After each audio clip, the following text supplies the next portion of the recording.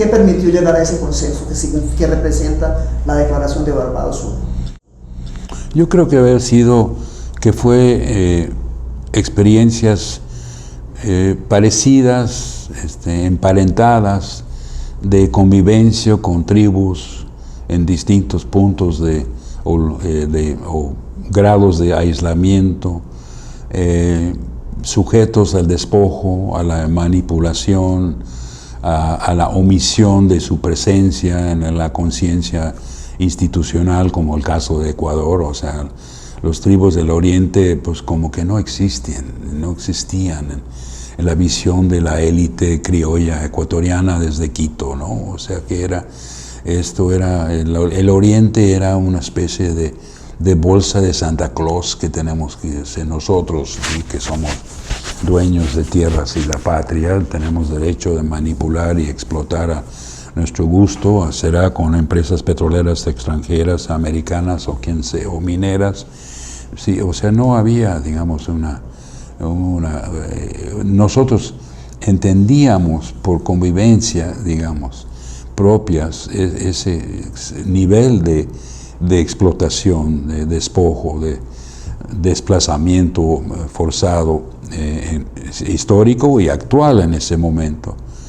En mi caso, yo llevé una propuesta al director del ILB, Instituto Logístico de Verano en Quito, después de mi convivencia con los cofanes en el Ecuador, pero también viajaba yo en canoa con ellos en el lado colombiano, que era mucho más, digamos, aculturado, donde podría así maniobrar y comunicarme mucho mejor en español y no en mi cofán primitivo. Llevé mi propuesta de qué sé yo, una especie de memo de 3 o 4 cuartillas, páginas, proponiendo el apoyo de ILB con todo su poder, digamos, influencia a nivel de ministerio hasta la presidencia seguramente en Ecuador, de crear reservas, llámase reservas ecológicamente suficiente tamaño para sostener la vida de cacería y pesca de las 3 comunidades cofán sobre el río Aguarico en ese momento, y donde yo había vivido muchos meses en Dureno, en uno. Y el director, nunca voy a olvidar, fue una experiencia clave en mi formación, mi toma de conciencia. El director se llamaba Don Johnson, me acuerdo, había sido misionero con los Cayapa, que es una etnia en la costa, digamos, del Pacífico, en el norte, cercano a la frontera colombiana, bosque, digamos, tropical. Y ya le tocó ser el administrador de los 7 proyectos de ILB, 7 lugares de trabajo en Ecuador, y me contestó, después de leer mi propuesta: nosotros no podemos estar metidos en la política. Nosotros estamos aquí para ofrecer servicios al Ministerio de Educación para la educación bilingüe de las comunidades tribales de estos pueblos. Y no podemos meternos en esto. Eso es muy político. O sea, ¿what? Sí, ¿y qué? O sea, yo me acuerdo muy bien hasta hoy en esa luz muy particular de Quito a sus 3.000 metros, ¿no? Saliendo a las 5 de la tarde en el centro, pensando, ¿quiénes son esta gente que no pueden siquiera tomar una iniciativa a favor de los mismos pueblos que ellos están evangelizando? Y eso fue para mí un elemento catalizador muy fuerte de llegar más, y eso fue antes del viaje aquí digamos, a Lima, y la participación con el evento con Darcy y Gunder Frank y los compañeros de Barbados. Fue un elemento fue una toma de posición. Yo voy a contar, voy a investigar más quiénes son estos. Y pues para, en efecto, sintetizar el resultado de esa pesquisa de muchos años con periodistas y amigos que hicieron un libro sobre el ILB, fue una visión estratégica. Desde el año 38, 40, con Rockefeller y esos involucrados, para cómo vamos a crear un sistema de contrainsurgencia ideológica a largo plazo. ¿De qué manera contribuyó Barbados a la experiencia de participar en la reunión del 71, en lo que hiciste después en esas 5 décadas que han pasado? Fue un compromiso de programa de trabajo así amorfo, sí, Estado, antropología, iglesias, que he seguido cuando pude, la experiencia por invitación de un compañero del posgrado filipino de ir a Filipinas a hacer un documental de propaganda por qué la lucha armada contra Marcos en el año 82 fue, digamos, uno de los trabajos más difíciles en sentido de andar en las terrazas de arroz en la cordillera del norte de Luzón con mi cámara y mi equipo en tripié, etc.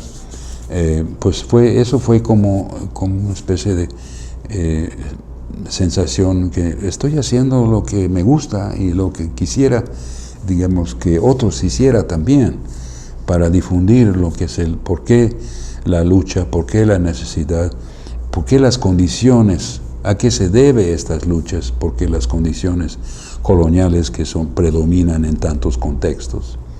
No sé, fue un compromiso que sigo manteniendo a mi modo.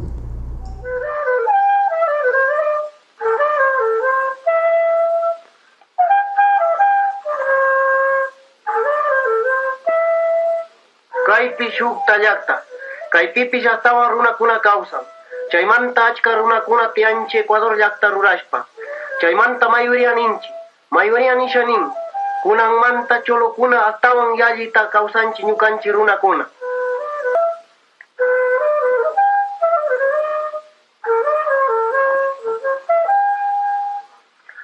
Chaki ñankunata carreteraman llukshin. Chayta purinchi, warmikuna karikuna, pueblo firiaman rispa. Katungapak ñukanchi granokuna, animalkunata. Mana kullkiwan runakunaka mana autopi rin. Astawan achka rinchi chakillawan.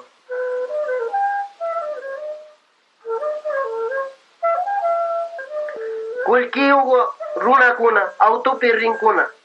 Pero shukuna mana rinkuna. Chaypi shuay kallarinkuna, kichun waktan, piñaywan, apankuna.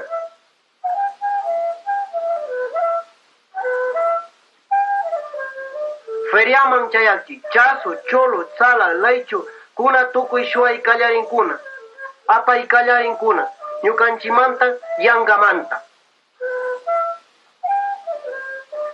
Achka runakuna katungapak rinchi, chaypi umashpa randikuna, mindalakuna ñukanchik warmikunata shuankuna. Kay tukuy plaza gente kuna, kaypi tukuy runakunamanta alcabala nishpak shuay kallarinkuna. Runakuna mana yachakpi. Este documental, realizado en 1969 con un colega y paisano, hubo un intento de la Embajada de Estados Unidos en Quito de censurar este corto de 15 minutos en quichua. Y mi colega lo llevó ante esa amenaza de por favor entréguenos la copia, pues lo llevó al obispo, el monseñor Proaño, obispo de Riobamba, Chimborazo, en la Sierra Ecuatoriana, quien fue un personaje que tomó muy en serio su compromiso con la teología de la liberación, personaje importante como vamos a escuchar. En relación al trabajo, el pensamiento de Proaño me parece interesante, en el sentido de que Proaño ha ayudado a construir muchas entidades y voy a topar sobre las organizaciones indígenas. Muchos dicen que Proaño dio construyendo, pero yo digo que Proaño no dio construyendo, solamente le acompañó, solamente supo escuchar y sabía acompañar profundamente en el trabajo indígena, porque al decir que Proaño y la iglesia de Riobamba dio construyendo, significaría restar, quitar la agencia indígena, la capacidad de organización, la capacidad de movilización de los indígenas. Y voy a demostrar con un hecho.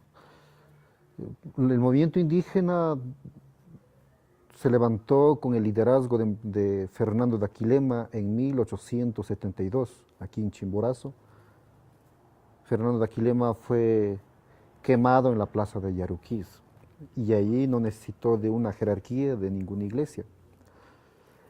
De ese tipo de ejemplos, antes de Proaño se puede dar muchísimos, pero tampoco se puede dudar de la capacidad de ayuda de la iglesia católica de Riobamba, de la diócesis de Riobamba acompañado por Proaño, porque tampoco se hubiese llegado a tener el éxito, la dimensión, la significación internacional y nacional sin el Proaño, porque de una u otra manera la movilización indígena históricamente ha sido truncado por el poder gamonal, pero de cierta manera una iglesia que era parte del gamonalismo ya no fue como un frente en contra de los indígenas, sino más bien un aliado con los indígenas, y eso le ayudó mucho a fortificar, a fortalecer la movilización indígena. Y con esa idea, en 1972 se forma la Ecuarunari, una organización regional. Proaño estaba allí. En 1982 crea el movimiento indígena Chimborazo, hoy llamado Confederación de Movimientos Indígenas Chimborazo.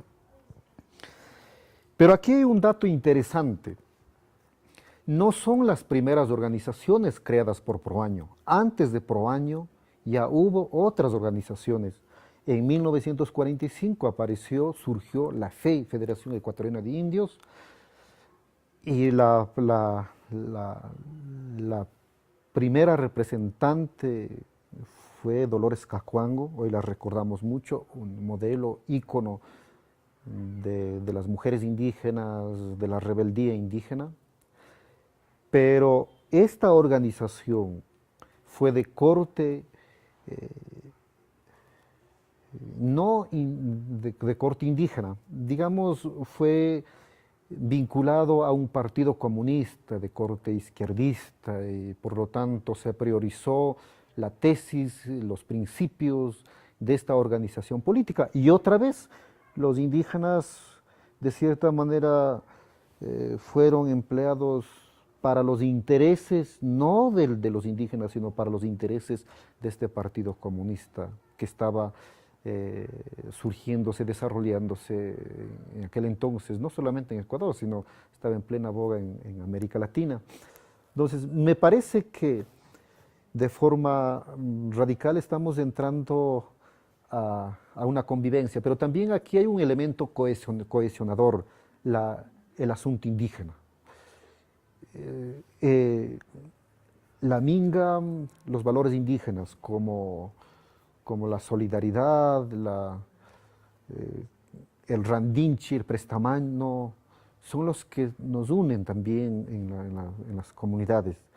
Ahí cuando hay que ir a prestar la mano a una familia, a otra familia, ahí no nos interesa, no vemos si tiene la nomenclatura de católico o evangélico, ahí nos vamos todos, y entonces el elemento, el valor indígena, se constituye un elemento de unión. Ahí no prevalece lo católico, lo protestante, ahí prevalece el valor indígena. Y Monseñor Proaño con este mensaje llega a palpar la realidad de los pobres, a vivir esa realidad.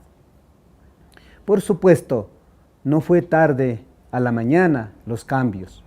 Los cambios vino a poco y nosotros hemos aprendido realmente a entender cómo salir de esa opresión, de esa traición de nuestros quizás autoridades, la exclusión sobre todo de todo lo que ha sido el Estado colonial, y hemos aprendido a proponer alternativas, a trazar caminos, y ahora estamos nosotros proponiendo un Estado diferente para cambiar ese sistema colonial, ese Estado colonial, ese modelo económico capitalista, a un sistema, a un modelo comunitario y a un Estado plurinacional donde todos y todas, hombres y mujeres, indígenas, campesinos, negros, mestizos, todos somos pueblos y todos tenemos que construir ese Estado para todos. Entonces, esto fue un mensaje del Evangelio como una luz.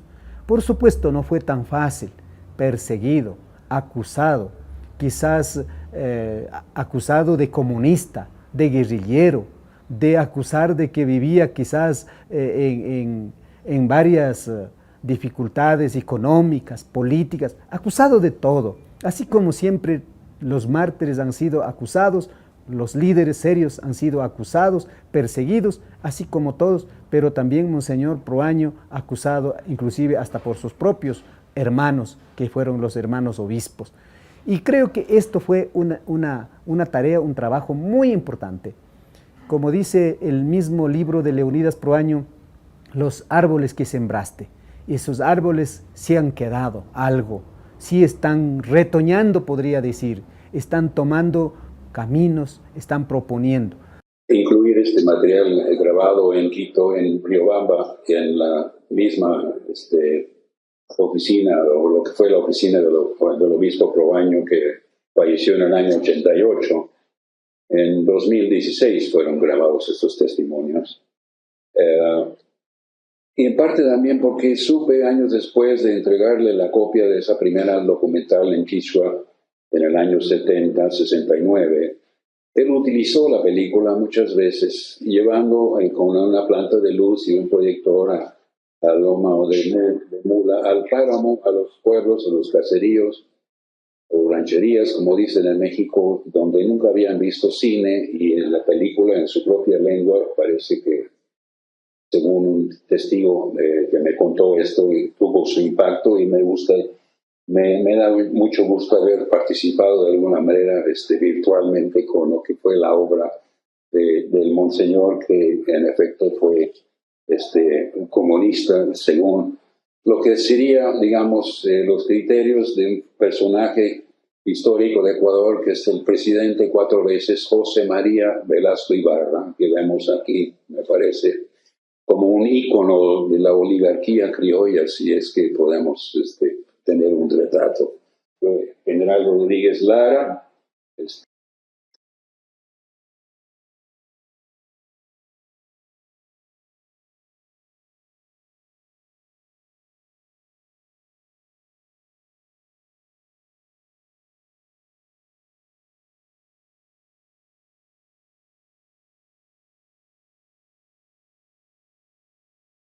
Controlado, me consta, por el Instituto Lingüístico Verano. Yo tuve mucha experiencia cercano a ellos, lo cual compartí con los compañeros en Barbados en 71. Hubo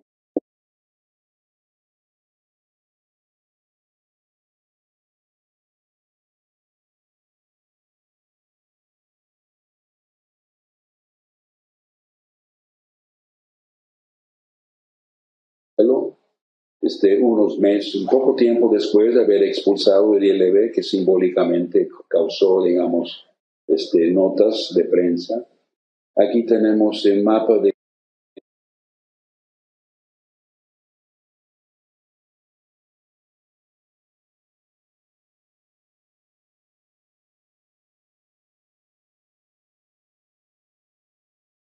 digamos, que se llamaba el levantamiento indígena de 1980, sí, que hubo una marcha en toda la cordillera que llegó a Quito, que realmente cambió la historia ecuatoriana para siempre.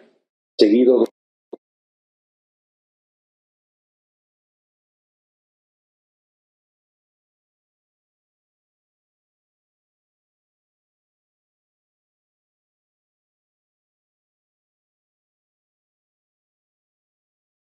de la Confederación Nacional de Naciones Indígenas de la Amazonía Ecuatoriana fue fueron 80, los mapas de las haciendas de la sierra, que se puede dar una idea de que la extensión de lo que con gamonalismo, Confederación Nacional Indígenas Ecuatorianas, luego la formación en Lima en el 86 de lo que fue, o 84, perdón, una organización indígena de la cuenca amazónica, un importante movimiento. En 95 en Ecuador, en el partido Pachacutic, que tiene un papel ahora estratégico en la política ecuatoriana. Los tribus, especialmente la comunidad de los Cofanes, con quien yo conviví en los años 68 y 69, fueron los primeros por tener la mala suerte de vivir sobre el manto petrolero, digamos, de los primeros pozos y de las primeras concesiones petroleras en el norte de la selva ecuatoriana, con una impresionante.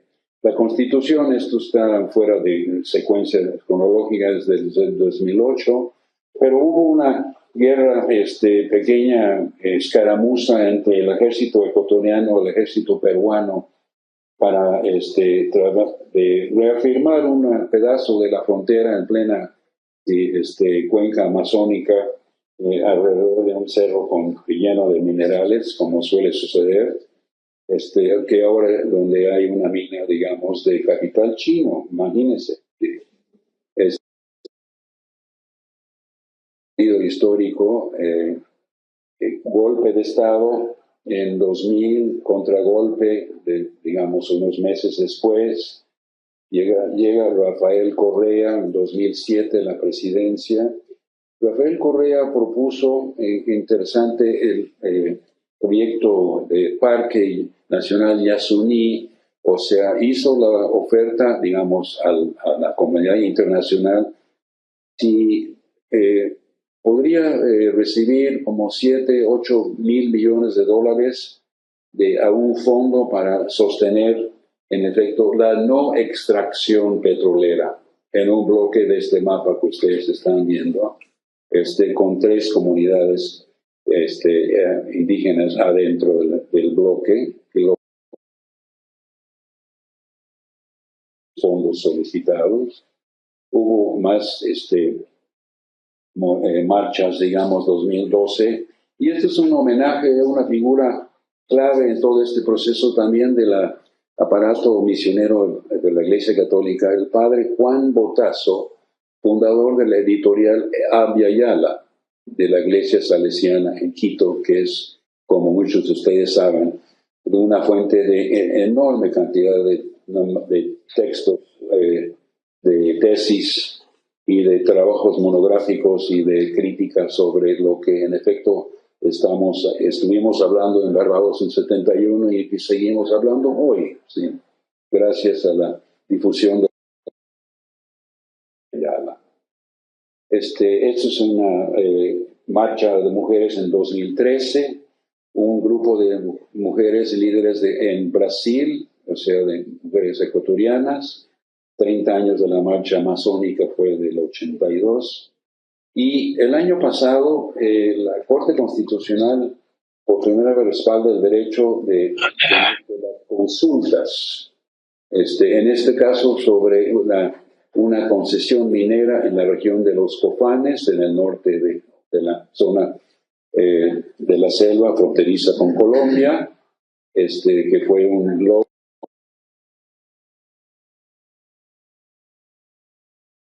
paro el año pasado en estas fechas, mayo, junio, con muertos y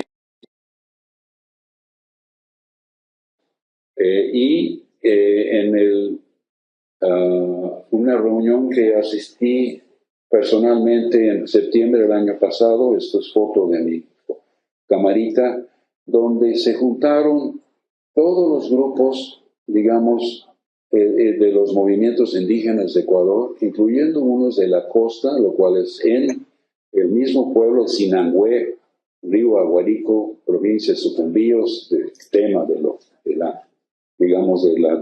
decreto de la Corte Constitucional para, digamos, reafirmar el derecho a la consulta.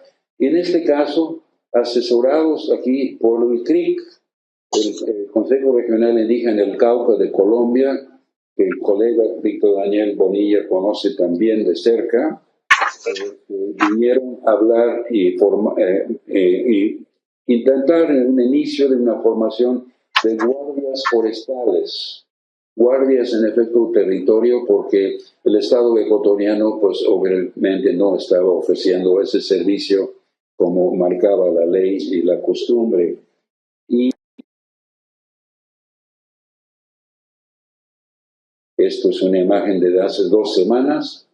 Justo el pueblo donde hubo este evento está aquí en la parte de abajo de este bloque, la reserva ecológica que los cofanes tratan de defender, y casos de la minería, digamos, pirata, la minería ilegal que está, digamos, buscando oro aquí en la cuenca del Alto Río Aguarico. Con esto termino esta secuencia, digamos, de los 50 años y pico de la historia del movimiento, muy breve, en Ecuador.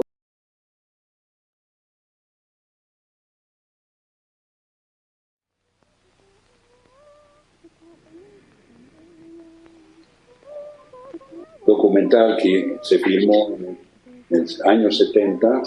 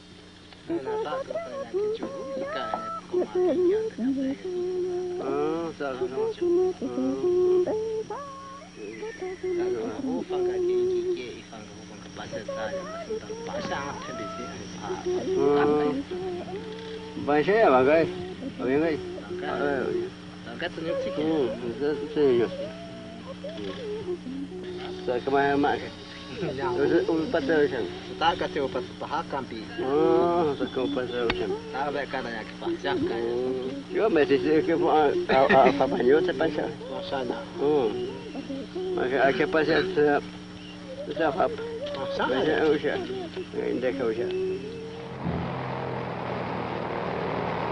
Tenemos un plan combinado entre el Ministerio de Defensa y el Ministerio de Agricultura, el Instituto de Colonización, para empezar a traer nuevos colonos, pero ya gente organizada, que sabe lo que va a hacer, que sabe a dónde va, que tiene naturalmente una capacidad mucho mejor que los que están viniendo esporádicamente, que no se sujetan a una disciplina que es necesaria. Mi visita fundamentalmente está relacionada con el sentido de imponer una disciplina aquí en la colonización para evitar que los colonos estén molestando la explotación petrolera, que eso tenemos que cuidar, y darles la oportunidad de que ellos puedan adversarse aquí en este territorio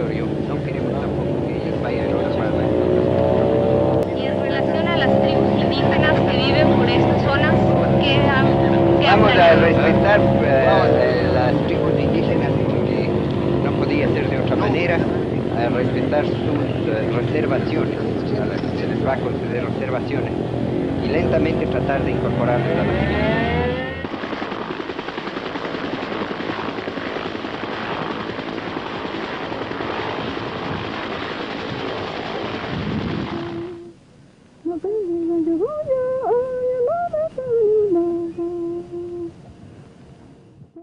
No hubo reservaciones, ni hubo reservas hasta después de que el levantamiento indígena, el movimiento los 90 comenzó a presionar al gobierno ecuatoriano para unos 30 y 40 años después, digamos, a comenzar a poner atención a lo que es la defensa del territorio de las etnias que reclamaban ese derecho.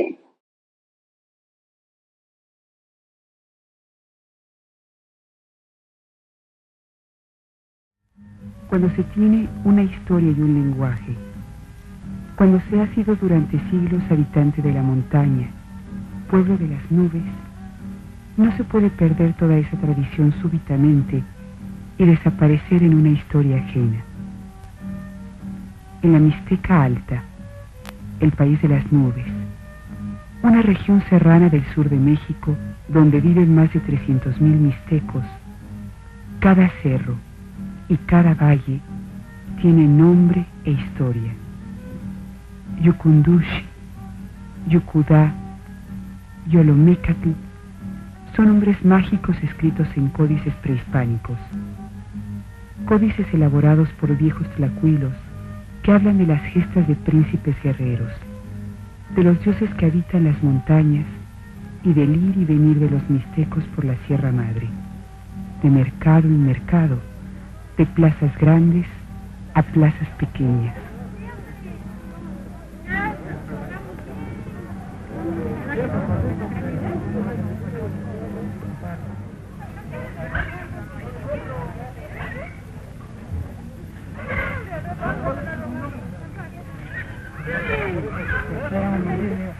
Guárdense, por favor. El programa del INE es precisamente abastecer pues el maíz a las comunidades y también tratar de, pues hasta donde es posible, regular precisamente los precios, digamos, en relación con los señores comerciantes que se dedican pues a la explotación realmente a las comunidades.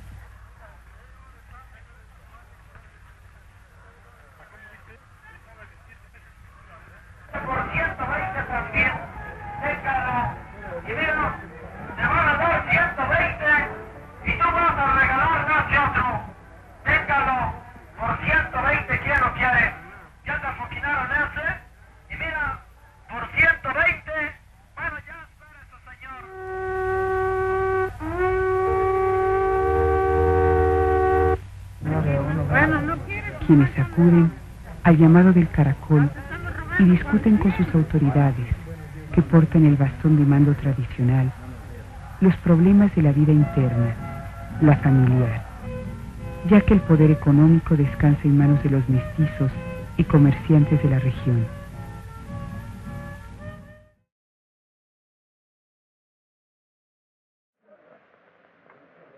Cada familia tiene sus muertos y va a pasar el día con ellos al cementerio. Es el momento más comunitario de la fiesta. Sin embargo, cada quien cuida lo suyo, cada quien atiende a sus ánimos.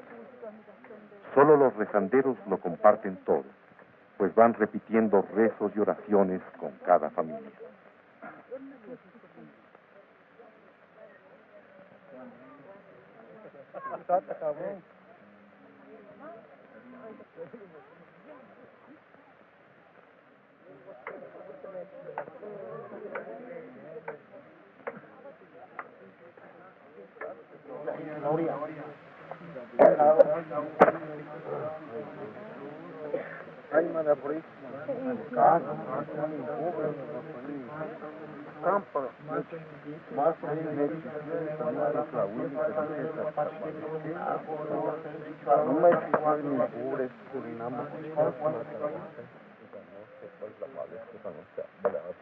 José, Pampa Infante, Mechuatmacaque, Señor Santo San Pedro, Señor Santo San Lucas, Señor Santo San Miguel, Pampa no puedo esto, Mechmaca, Ule, se usi, traina, no inquita que y mocune, no inquita que se lo hacen tan picata, pues no estaba capaz de toco.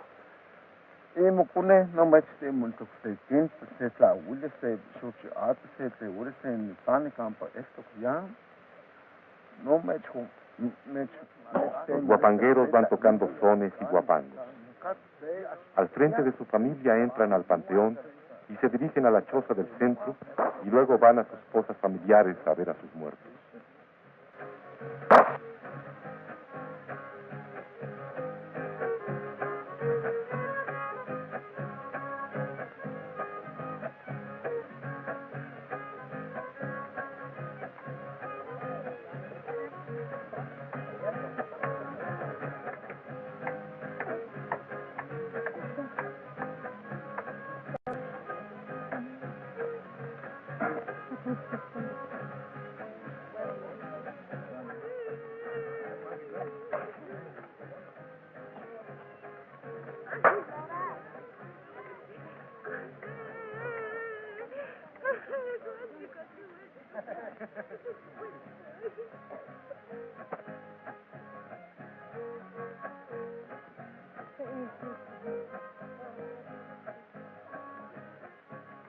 La costumbre de los padres, el chantolo, el Día de los Muertos en Alahualtitla, es un día más de los vivos.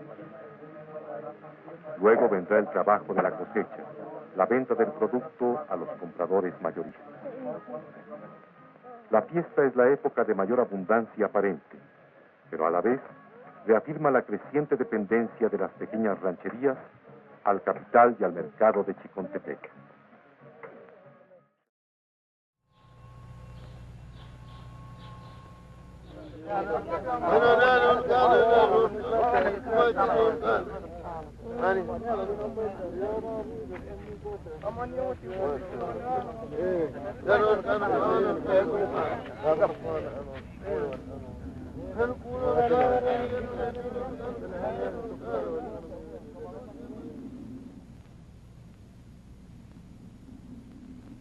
Y luego de ahí siguen allí donde sacan los peyotes. Ese peyote, ese sirve para el que sabe cantar también. Este también le sirve para comer. Vean muchas cosas como esas. Vean muchas cosas como ahorita.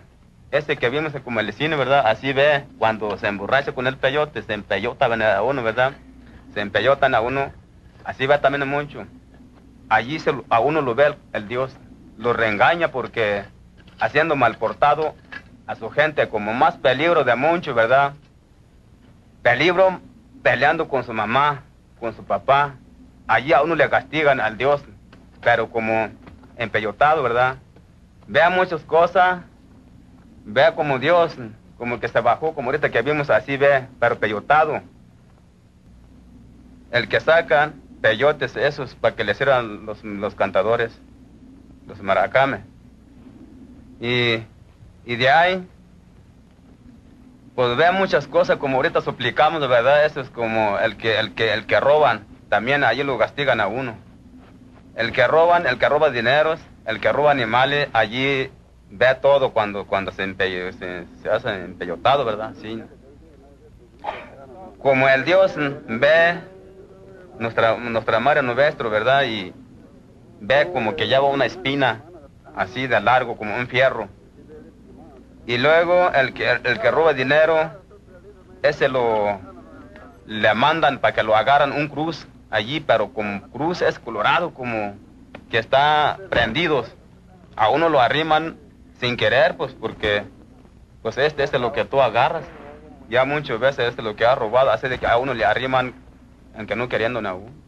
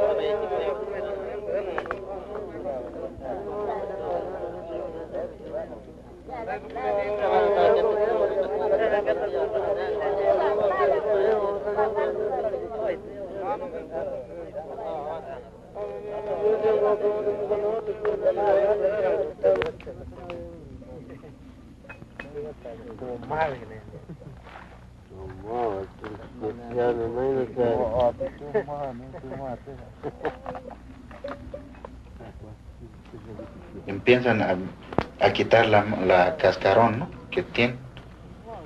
Entonces después ya lo echan en una jícara así, pero ya pintada con raíces de estas que sacaron en raíz amarilla, ¿no? Entonces ya ahí lo dejan. Entonces allí algunas personas que todavía no conocen, les toca a ellos, pero mucho, ¿no? Porque ya que conocen a algunas personas, no le toca mucho. Comen unos 5 o 6 penca apenas, ¿no? Pero a algunos todavía que apenas que va la primera vez, él todavía le toca todo.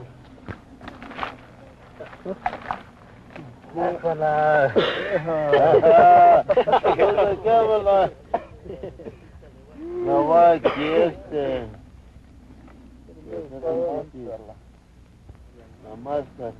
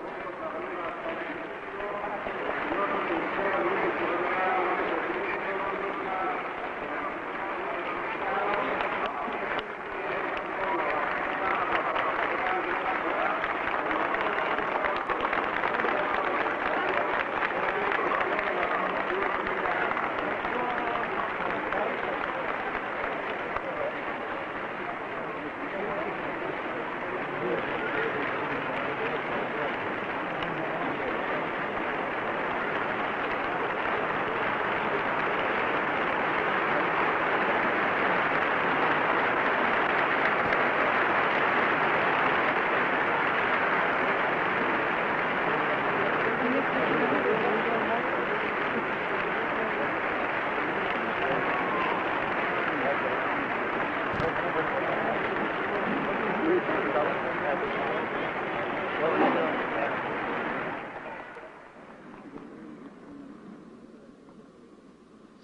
ciudadano presidente de la República, ciudadanos presidentes de las cámaras del Honorable Congreso de la Unión,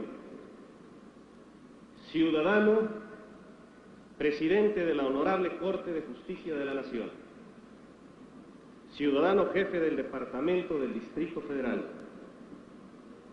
señoras y señores, hace 64 años explotó incontenible la primera gran revolución de este siglo. En ella combatió heroicamente un pueblo oprimido. Lo que hoy rememoramos no es un conjunto de hechos violentos, ni siquiera una sucesión de leyes y de gobiernos. Afirmamos la continuidad profunda de un proceso histórico, la vigencia del proyecto nacional que surgió de la batalla contra la opresión y es hoy norma suprema en la Constitución de 1917. La revolución es nuestro programa de emancipación nacional. Surge de la alianza entre las clases populares para defender y consolidar en todos los órdenes nuestra independencia. La Revolución Mexicana es una tarea permanente y concreta.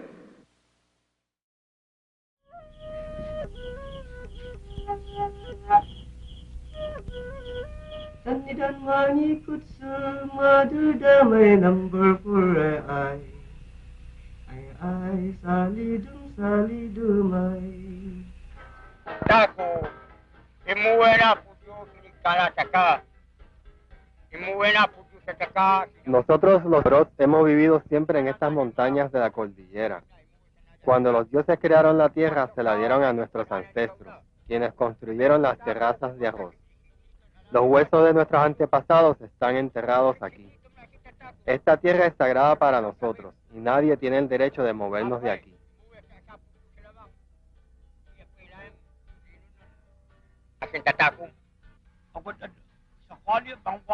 No permitiremos que nadie nos quite nuestra tierra.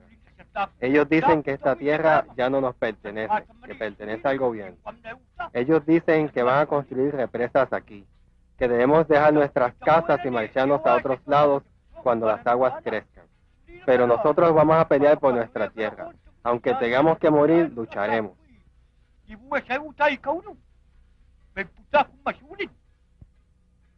I belong to the Tingyan tribe in Abra. Soy de la tribu Tingyan en la provincia de Abra. He sido muy afortunado porque siendo Tingyan fue ordenado sacerdote. Desde niño sentí que los nativos éramos discriminados por el resto de la sociedad. Este problema de las minorías nacionales es una creación del Estado que obstaculiza el crecimiento y verdadero desarrollo de los nativos. We are treated differently from the rest of the sector of society. This national minority problem is a creation of the state that hampers the growth and development of the minorities.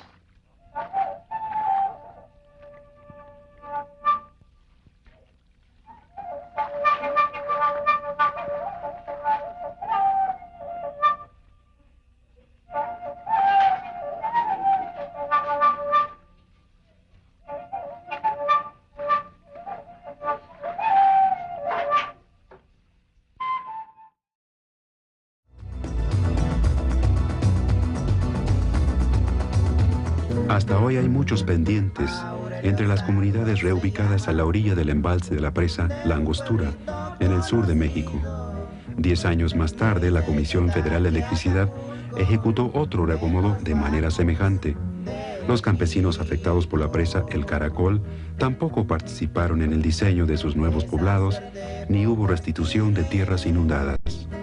El resultado fue conflictivo: un juicio de amparo, mayor migración al norte y el aumento en la producción de cultivos ilícitos. El patrón de relocalizaciones impuestas se había hecho tradición. Una cicatriz le ven, le faltan 7 costillas. En el año de 1911, 81 al 82 comenzaron las primeras secuencias de acuerdo con los ejidos. Esos fueron los principios de Comisión Federal de Electricidad.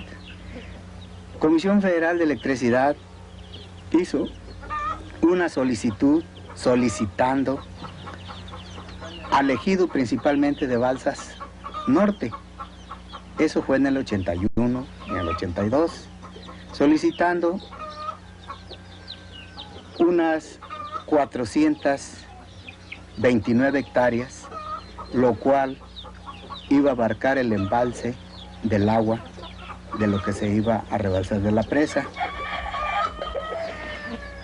Siguió el trabajo, siguieron los trabajos de la cosa de las asambleas, cómo se llevaron a cabo, viniendo representación del gobierno del Estado, tanto de reforma agraria, y pues aquí el pueblo, pues si se quiere impaciente por pensando lo que iba a pasar, por lo cual no se tenía conocimiento, porque pues nunca habíamos llegado a un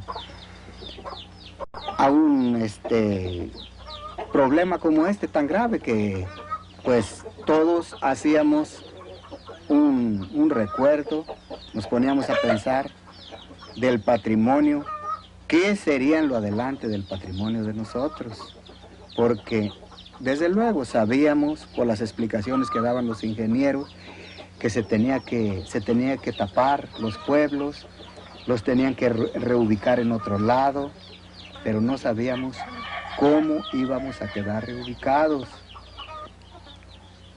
Como ustedes saben, ¿no?, que ya en cosas de maniobras, de cosas de generales, no falta de que hay personas que, pues, en realidad, pues, hay unos más vivos que otros.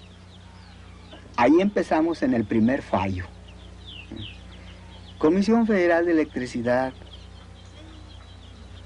pues, empezó a tener la mayoría de conocimiento, de tratos con caciques, que esos caciques, según ellos, fueron las personas que iban a hacerse responsables a los reacomodos. El asesor de nosotros, que es un ingeniero agrónomo, el ingeniero Andraca, le preguntó a Rafael Parque Treviño como superintendente: ingeniero Rafael, ¿y cuándo va a cerrar usted las compuertas?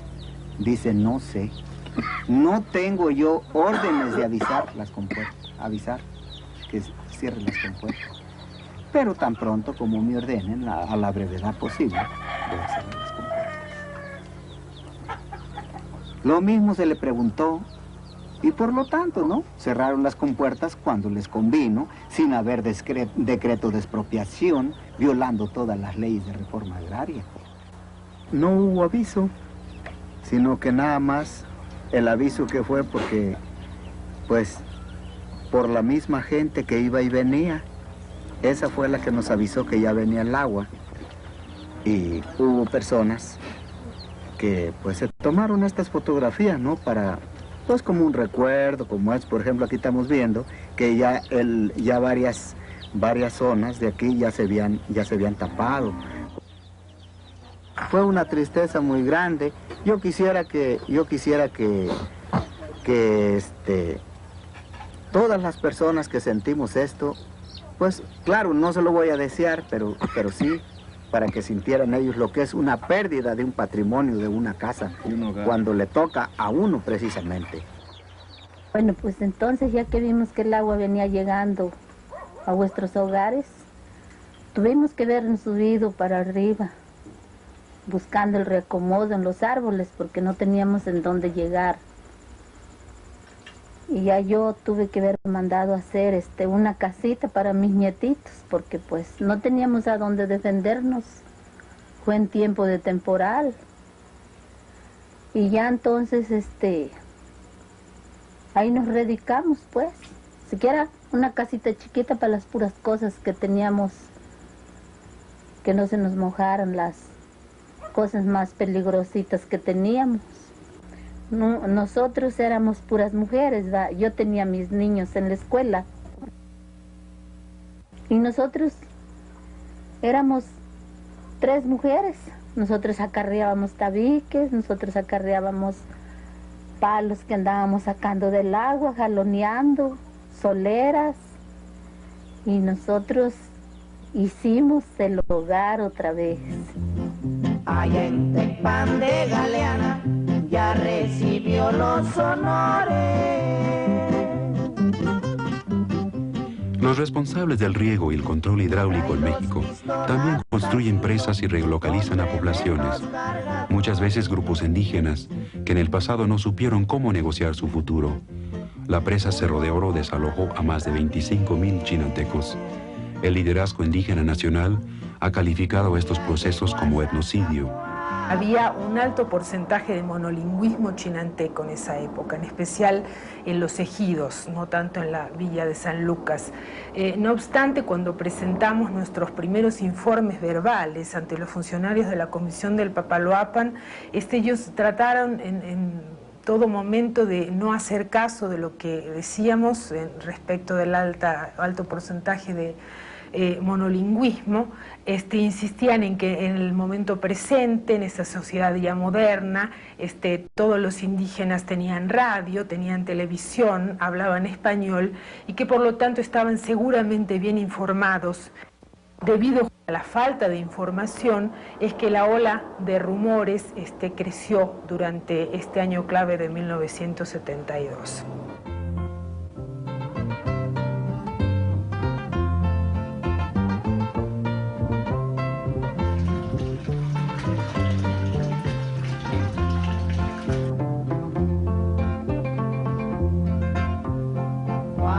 Se siguió considerando el traslado como un problema de ingeniería. Ya había sido construida la presa, ya estaba en proceso de llenado el vaso de la presa, pero el traslado físico de la población se seguía percibiendo como un problema de ingeniería y no como un problema social. Una vez más nos encontramos ante procesos verticales y no participativos, porque la gente se consideraba devaluada. Todo lo que sabía hacer, todo lo que había aprendido a hacer como campesino altamente eficiente durante 2000 años, que es el tiempo de ocupación de la cultura chinanteca en la región, resultaba ineficiente, resultaba una forma obsoleta de encarar la vida.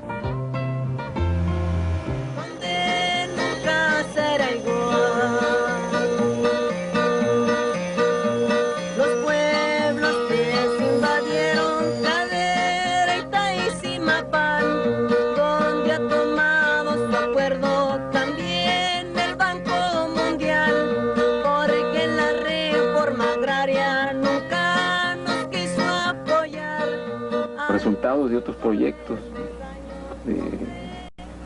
del Caracol, de San Juan de Telcingo, ese tipo de experiencias también han influido en nuestro proceso de Taconón.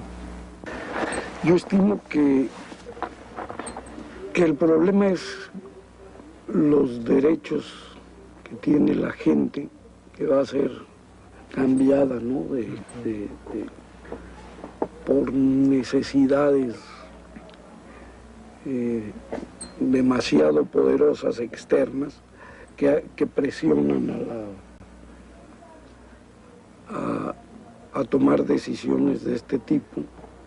El problema es que el método que se seguía era muy, tal vez, o sigue siendo muy vertical, muy rígido, muy autoritario a veces y en ocasiones violento, que genera una resistencia de la propia población. Los derechos de exposición de pagarle. ¿Eso no? ¿Entonces ahí está? El próximo jueves nos no. Ahí es donde yo veo que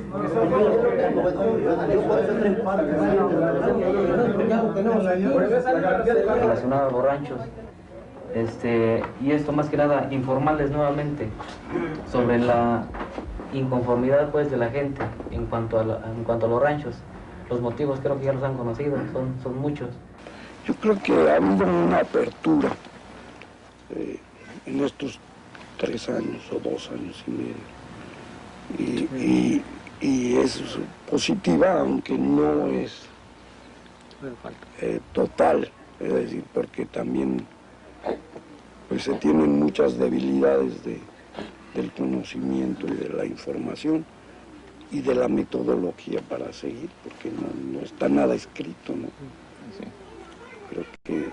Pero lo importante es que, aunque en otras ocasiones, por ejemplo en las otras presas, desde la Comisión del Papaloapan, ya se había contratado antropólogos, ya se habían hecho estudios y algunas recomendaciones. El problema no es solo hacer los estudios y la recomendación, el problema es que esas recomendaciones se ejecuten, se cumplan, se monitoreen, se vigile, que tengan ese seguimiento, no necesariamente porque sea la verdad, sino para dirigir el proceso y que sea menos conflictivo. Al mismo tiempo que en México estaban haciendo estas obras hidroeléctricas, en Brasil también había un ritmo, dramático de construcción de hidroeléctricas y las resistencias de MST y otros. Y quiero rendir en homenaje a un maestro mío aquí, Terry Turner, conocidos en Brasil, me imagino, que tiene mucho que ver con el mundo Tayapó, aquí saludando. Al tiempo, con el surgimiento de la Internet, es femenina por fecunda, ¿verdad? Construí aquí en México la red de información rural en 94, 95, que todavía existe en un servidor ya 30 años después, sin usuarios, pero era un intento de, ofrecer información al movimiento, a distintos movimientos de productores y campesinos indígenas en México, que fue cuesta arriba. No participé personalmente, pero es estratégico, ha sido el mapeo participativo comunitario en pequeñas comunidades o regiones donde el Estado mismo es ausente o omiso para una concentración de información antes inalcanzable que estos ejercicios y estas técnicas permiten.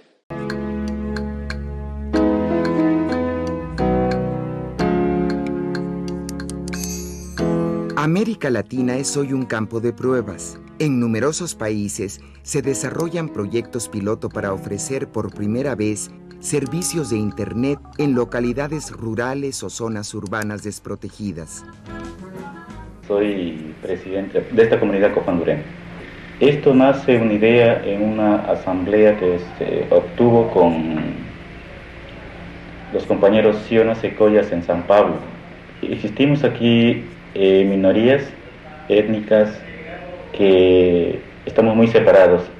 En esa asamblea se dijo, bueno, ¿cómo nos vamos a comunicar? ¿Cómo nos vamos a seguir comunicando entre las minorías étnicas en la provincia de Sucumbíos? Ahí nace ya la idea de que nos permitiría ya la comunicación a nivel, diríamos, internacional. Pero ¿para qué? O sea, estos pueblos minoritarios, o sea, tienen un problema muy profundo que es la contaminación petrolera. Entonces, ¿cómo denunciar nosotros? ¿Cómo hacernos conocer ante el mundo que esta situación estamos pasando en nuestros pueblos? Las pérdidas de tierra, la pérdida de nuestras culturas, las aguas contaminadas, todo eso. Entonces, nace esto y entonces se habló sobre el correo electrónico.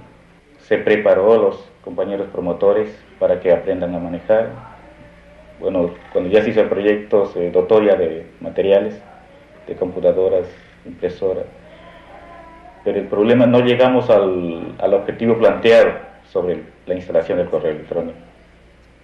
Por diversas dificultades de las antenas que no salía. Uno de los desafíos técnicos que comparten los proyectos es la conectividad. Todavía para algunos es un obstáculo insalvable.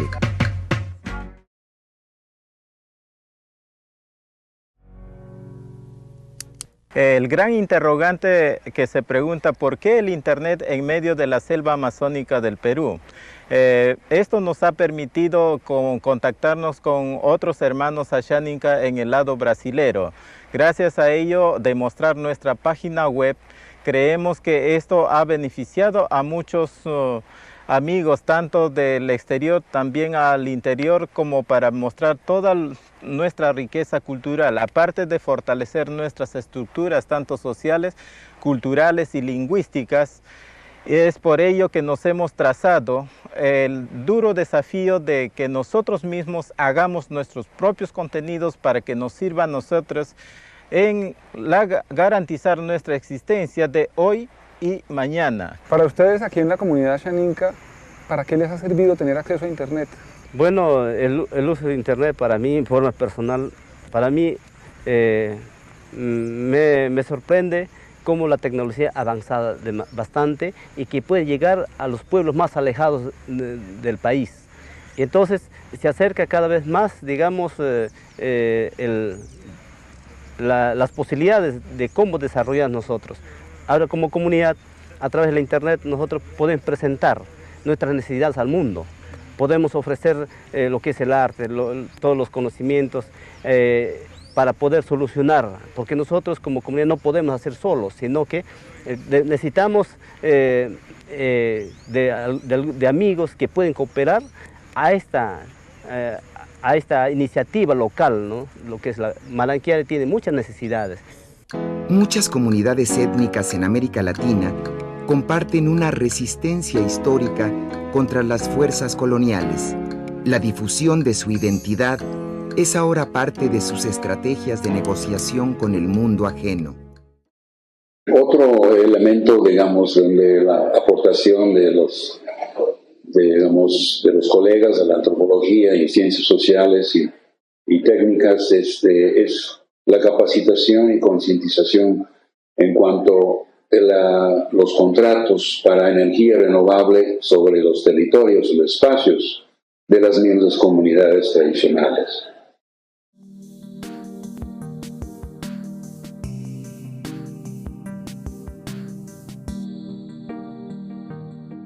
Les voy a tratar de explicar todo esto del rompecabezas, del parque eólico, de todo lo que implica la construcción de un parque eólico. Un parque eólico es un rompecabezas con muchas piezas. Estas se van juntando a un ritmo lento y desigual. Hay 4 grupos de actores, cada uno con sus propias piezas y algunas compartidas. Hay leyes, reglamentos, reglas operativas de autoridades y contratos referentes a aspectos de los intereses de cada actor. Todo esto son piezas también. Al inicio de un proyecto, nadie puede identificar todas las piezas. Cada proyecto es distinto, pero hay obligaciones y oportunidades para todos los actores. También hay riesgos, ganancias y beneficios. Todo junto. Fíjate cómo las distintas piezas se van compaginando para crear la imagen y la realidad de un parque eólico generando electricidad para vender a la red nacional. No se puede operar si falta alguna de estas piezas.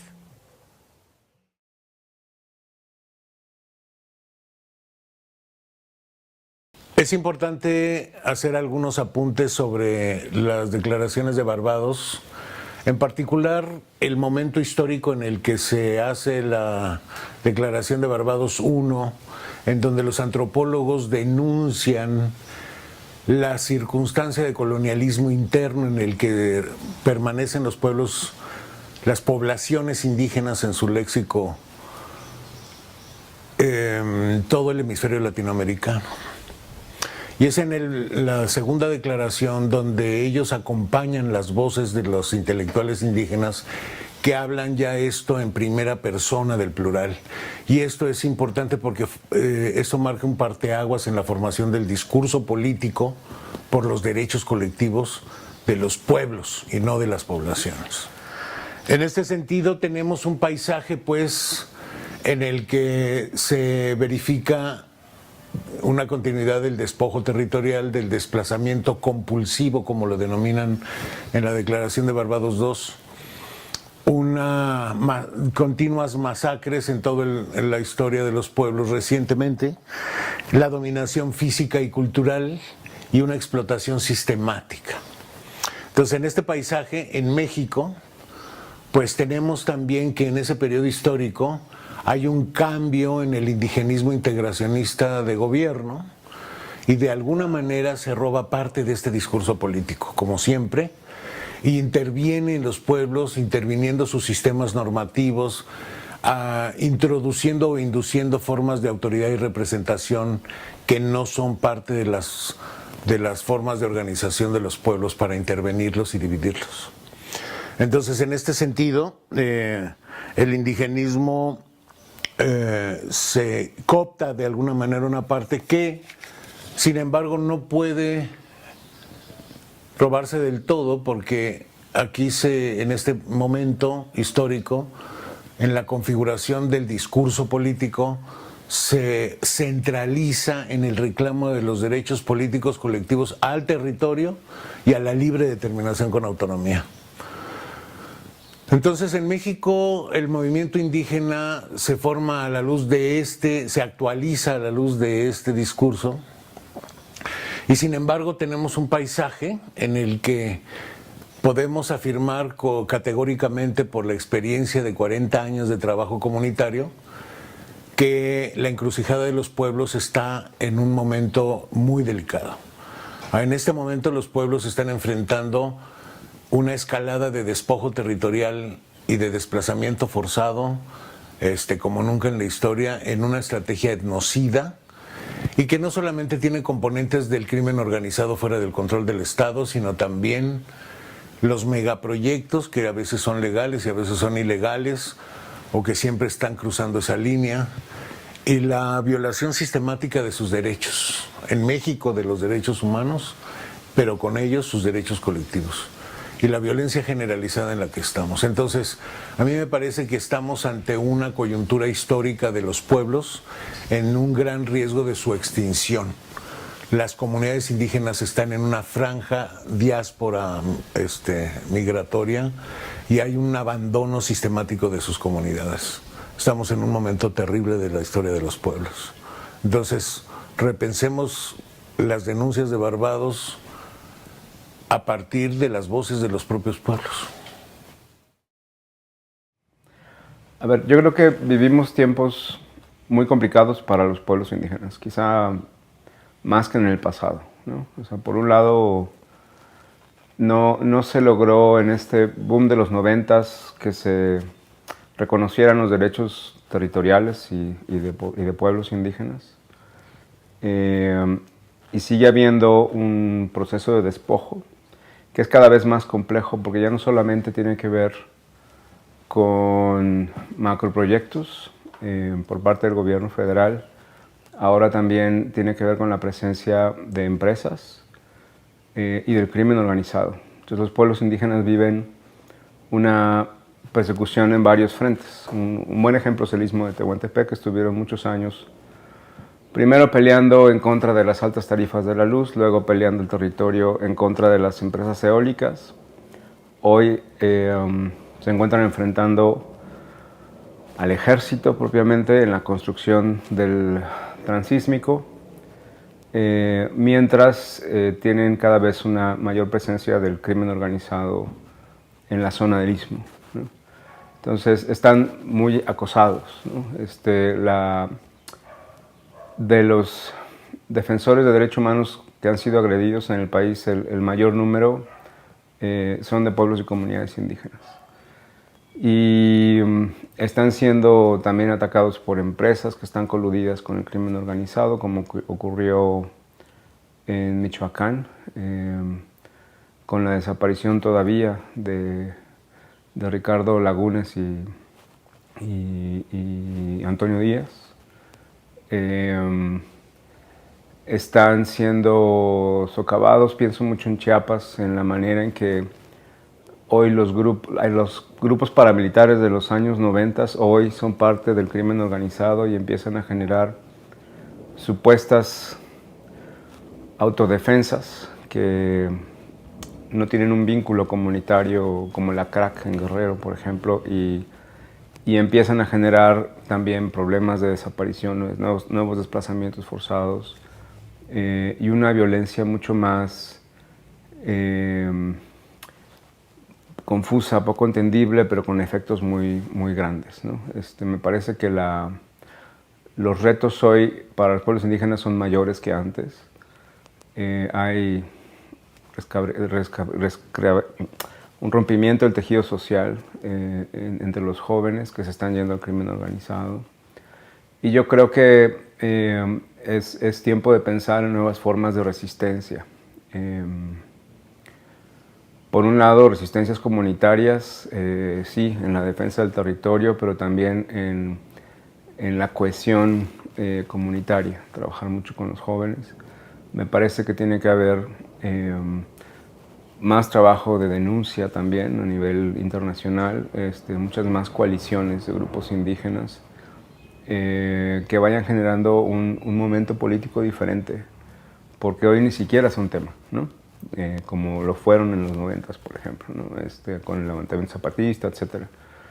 Me parece que son tiempos muy complicados y tenemos que ser, bueno, efectivamente creativos en estas formas de resistencia, ¿no? Los logros del movimiento indígena han sido muchos y en el caso mexicano podemos decir que los indígenas y sus pueblos pues han sido punta de lanza de la exigencia de los derechos humanos. Como parte de la dinámica de movimiento y del movimiento indígena es justamente confluir en determinadas coyunturas. Es decir, no esperemos que el movimiento indígena tenga una estructura organizativa que le haga ir al mismo tiempo en las distintas regiones, ¿no? Y esto tiene mucho que ver justamente por la manera como se ha construido el Estado mexicano en los distintos entidades federativas de la República Mexicana. Por lo tanto, el movimiento indígena, pues a veces parece fraccionado, a veces no, pero justamente esa es la característica fundamental de un movimiento. En ese sentido, actualmente tenemos que el movimiento indígena confluye justamente por la serie de vulneraciones que han recibido por parte del gobierno actual, desgraciadamente porque se presentaba como una opción popular, como una opción sensible a las demandas, sobre todo de los pueblos indígenas en la defensa de su territorio. Y pues ahora su iniciativa los hace converger en lo que se llama la caravana El Sur Resiste. Esta caravana empezó a finales de mayo de este año, 2023, y va a terminar los días 6 y 7 en San Cristóbal de las Casas, Chiapas. La idea, bueno, sería el encuentro nacional y justamente está impulsado por el Congreso Nacional Indígena. Y en este Congreso Nacional Indígena es donde están confluyendo justamente los reclamos, las movilizaciones locales, comunitarias, regionales, y por eso es que decimos que como movimiento pues tienen esa lógica. Por otro lado, bueno, frente a eso que es esperanzador, pues tenemos el caso de que en muchos lugares, sobre todo territorios indígenas donde hay población mayoritariamente indígena o hablante de una lengua indígena, pues encontramos ya la presencia del crimen organizado. Y este crimen organizado, pues que controla el agua o que controla los medios de comunicación o que controla el tráfico o trasiego de personas, mercancías. Y entonces eso también vulnera pues los ámbitos de ejercicio autonómico de las comunidades. Si antes las comunidades estaban precarizadas para poder ejercer esa autonomía, pues ahora están amenazadas. Y pues sabemos de muchos casos, de acuerdo a las noticias, que muchas comunidades han sido desplazadas justamente por la violencia. Por otro lado, pues acá en Chiapas encontramos pues la presencia justamente de esas manifestaciones del crimen organizado. Aquí en San Cristóbal de las Casas, Chiapas, pues se habla mucho del cártel de Chamula, asociado con el cártel Jalisco Nueva Generación, y que también se observa en Comitán y ya casi en la frontera, en donde es la zona de Chamic y Comalapa. Y eso pues ya plantea un reto y un desafío profundo para los pueblos que no van a poder confrontarlo ni afrontarlo si no es justamente con la presencia de un Estado fortalecido y una sociedad civil que los acuerpa. También tenemos en el norte del país, y tal vez son los más vulnerados, porque sus lógicas de organización son completamente distintas, por los pueblos del norte, ¿no? Como los guarijíos, que pues apenas fueron afectados por la puesta en marcha de una presa. Esa presa pues fue muchas veces impugnada por las organizaciones que acompañaron a los guarijíos, los siguen acompañando, y también pues vía de amparo. Y ellos alegaron justamente que no se les había consultado un megaproyecto de esa índole, y ya pues para estas fechas que estamos hablando del siglo XXI, pues sabemos que las presas son más un reservorio de contaminación y de calentamiento global que una respuesta real pues a los pueblos, a responder a las exigencias de energía y a una serie de exigencias sociales, ¿no? Y pues por último tendríamos, además del caso de los pilares, pues también el caso de los yaquis, ¿no? Que de una u otra manera pues se muestra ahí cómo es el relacionamiento de los pueblos indígenas con el Estado, ¿no? Porque pues a diferencia de los guarijíos, pues los yaquis se pudieron movilizar de tal manera que pudieron no solo ganar un amparo como los guarijíos, sino más bien que se detuviera y lograr una mesa de negociación, a diferencia de los guarijíos. Entonces, son casos que nos llaman a la reflexión y a tratar de profundizar qué está pasando para saber hacia dónde encaminamos nuestras indagaciones y nuestras investigaciones.